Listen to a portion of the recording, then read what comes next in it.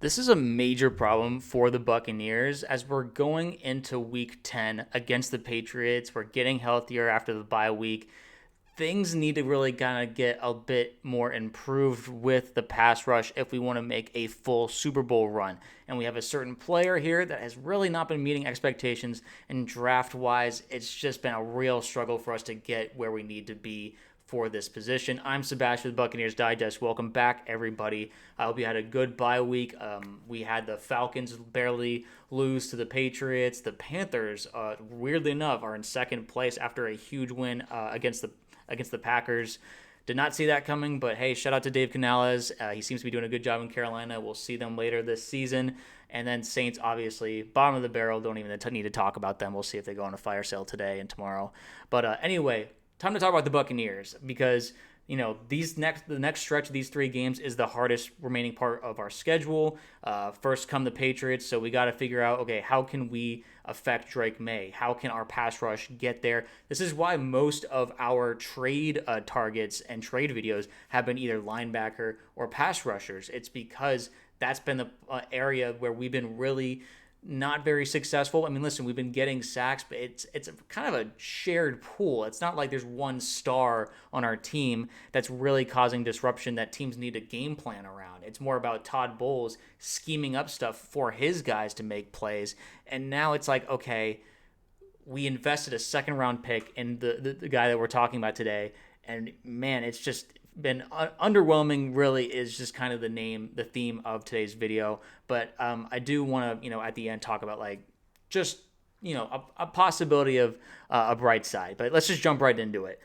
Joshua Quippo from Pure Report said that with no definitive timetable for Hassan Reddick's return from an ankle sprain, the Bucs need their depth players to step up. To say Chris Braswell is behind where he should be given his second-round draft status is a fair statement. He averaged just over 18 snaps per game last year, and when Joe Tryon-Shoyinka went down with an injury in the back half of the year, Braswell's playing time went down, not up. This year, his playing time continued to trend down at just 13 snaps per game prior to his Week 8 spike. Braswell is clearly edge number 4 on the Bucs depth chart, firmly behind Anthony Nelson. While Nelson is a solid backup edge, the hope had to have been when Tampa Bay selected Braswell in the second round of the 2024 draft that he would have been ahead of Nelson at this point. So, yeah, I mean, needless to say, Chris Braswell has been a disappointment so far in his Bucs tenure, and this is after the Joe Tryon-Shoyinka disappointment, and he's over in Cleveland now losing. But anyway, it's just one of these things that we just seem like this is like the one position that we really struggle to draft well. I think everywhere else we've had a good track record, and at this point, this is why everyone's clamoring for us to make a big trade for one of the available pass rushers or just, make a big swing. We're in our Super Bowl window, so it's time to take advantage of it before we have to pay Baker Mayfield like top 5 quarterback money. That is coming up the line, and it has to. We have to take a swing now. Trey Hendrickson is probably looking to get out of his terrible situation with Cincinnati. Let's get a rental and try and make a push this season. But we all know Jason Licht, he loves his draft picks. He doesn't want to give up anything because he knows he trusts his scouts to draft and develop guys well, and this coaching staff, obviously. But pass rush is one of the most important aspects of the game, and we continue to, really be not hitting on our draft picks in that sense. And so I think the maturity for Jason Licht, and this is one of the last criticisms I'll have of him, is realizing where your faults are in your current regime. Listen, we're not good at evaluating pass rushers. We're not good at, finding the guys that we want to.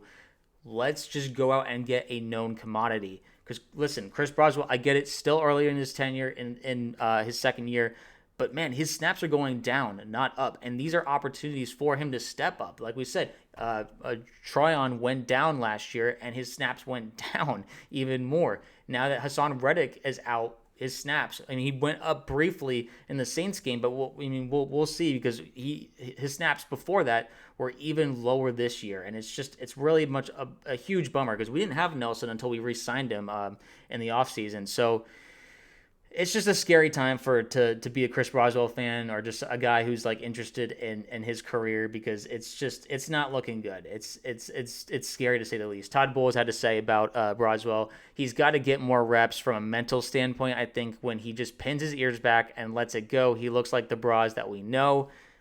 That's coach speak for like he is not where we need him to be. He just needs to grind the tape and get working, because right now it's not where we need him to be. What's interesting though is that Todd is a master at getting all of his guys who can contribute to an overall effective force, disruptive force, I should say. I found this specific statistic interesting. So it says top NFL defenses in quote unquote havoc, which is the percentage of plays of defense gets a pressure, tackle for loss, forced fumble, interception, or pass breakup. The Buccaneers are actually number one in that percentage at 42.8%. Like Broncos, one of the best defenses in the league, are behind them at 41.7. Seahawks, Lions, all these top teams and top defenses are behind the Buccaneers. So despite not having like a prime edge rusher like a Micah Parsons, Max Crosby, Trey Hendrickson, yada yada yada. I mean, we have Vita Vea, don't get me wrong, but like at the same time, we don't have an edge guy that like on nearly on the caliber of those names, and yet we are still causing tons of disruption in the backfield. It's just a matter of, can we get pressure with four? That's the thing, is there's a lot of blitzes that Todd has to dial up to make these things work, and it feels like it's a huge hassle, and it's a lot of game planning. It's a lot of working around things. It feels like a bit of a talent deficiency on the defensive line, to be blunt about it. I mean, listen, I get it. Elijah Roberts has stepped out big time in Kalijah Kancey's absence, but Anthony Nelson had a great game against the Saints. I don't want to say that didn't matter. It absolutely did. But at the same time, we all know as Bucs fans that's not a sustainable performance, and the Saints are not a good measuring mark of what the rest of these next 3 weeks are going to be. Like the Patriots, no slouch, obviously. They're tied for the best record in the NFL right now. The Rams, they look like a Super Bowl contender with an MVP contender in Matthew Stafford. And then the Bills, obviously the Bills are the Bills. So it's like this is not going to be an easy stretch, and we have to get every advantage that we can. I don't care if it means giving up a high draft pick to get a guy that we know is going to be helpful for this defense and cause absolute damage to the other team. We know the last time we won the Super Bowl was when we had an elite pass rush with JPP and Shaq Barrett. Those guys aren't here anymore. It's past their time. We'll always be thankful for them, but it's time to develop a new pass rushing duo, a new pass rushing force. Yaya, still, he's good, but he's not great. He's solid, and it is what it is, but we have to be more than what we are right now. And Braswell, we invested a second round pick. This is the thing, is okay, you can keep a second rounder if you want and draft another Chris Braswell, but it's clear that this is not our strength. We wasted a try-on pick in the first round. I would we're going to have a late first round pick anyway. Let's just use those picks to get someone that's known. And so anyway, most Bucs fans know we're not expecting to make any moves, just because Jason Licht, he's like the anti Howie Roseman. He just does not like giving up any draft capital whatsoever. And it drives me up a wall, to be frank. Yaya Diaby said that Todd Bowles' message to the Bucs in their first day back today was that we don't want to be that team that shows up rusty in the first game after a bye. Said the focus is on being ready for the Patriots for Sunday like any other week. Which, it's important that, Yaya is okay, we want to pick up where we left off, winning, that is. But at the same time, it's it's easy to, have a whole week off, which is, the Bucs weren't doing anything in the facility for a whole week. They were just kind of recalibrating and resting, but it's easy to rust up during that period. So it's a matter of, okay, we're getting healthy, but did it come at a cost? And we can't afford that, because these next 3 games are going to be brutal. And we have to prove that we're, just very capable. These are going to be very telling games in terms of what the Bucs are capable of doing, and I'm just concerned about the pass rush. That's really the Patriots' offensive line is probably the most vulnerable offensive line we'll be going up against in these next 3 games. So that's just something that we need to see something out of them. Joshua Quippo from Pewter Report also said, staying with the ball while still executing your assignment is not a talent every player possesses to the same degree. Lavonte David has made a career on knowing what is about to happen before it happens. Braswell is much more of a see it and react player, and rarely do those players level up to become full-time above average starters. listen, I don't mean to make a video just completely dunking on a player, but it's really more to emphasize a hole that is, I mean, it's not a hole in when Hassan Reddick and Yaya are there. They are a very capable pass rushing duo, but they're not elite. And there's a sense that, listen, Hassan's out. We don't know when he's coming back.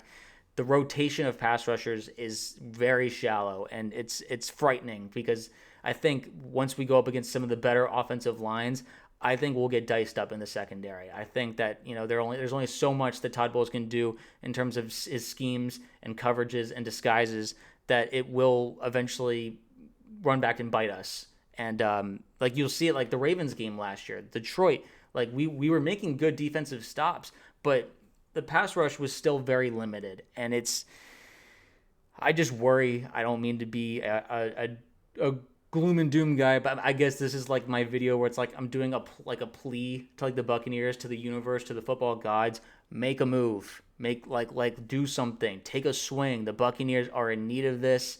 I don't know. We have until 4 p.m. Eastern time tomorrow on Tuesday to make something happen.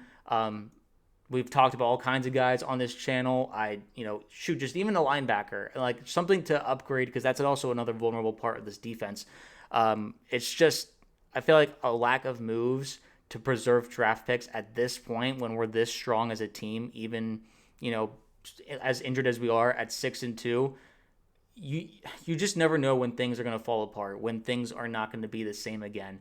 Football changes constantly, and you have to take advantage of the situation you're in when you're in the moment. You have to recognize what the moment is. The Rams made big moves at the trade deadline to go get their Super Bowl in 2021. I think it's time for the Bucs to embrace that philosophy just as well. Now, let me know in the comments below, though, what do you think about Chris Braswell? Do you think that I'm being too harsh? Do you see him improving? Do you think it's too early to judge? Or are you kind of where I'm at, where it's like, listen, there's a reason why he's getting less and less snaps. It's indicative of the fact that they don't trust him. They don't think that they hit on that pick, and that we're, missing in the pass rushing area. And then is there a certain player that you think is worth a first, second, third round pick, whatever amount? I want to hear what you have to say in the comments, because I don't mean to sound so desperate and so scared, because listen, we're still first in the division. We're still in the NFC South, which is a lot easier than a lot of other divisions. It's just these next 3 games, if we can, win 2 out of 3 of them, I will be overjoyed. Absolutely. But I hate to think if we only win 1 or we win none, I'll be scared about just what the season outlook is going to look like. So anyway, let me know. I'm really curious, and I'll see you guys in the next video.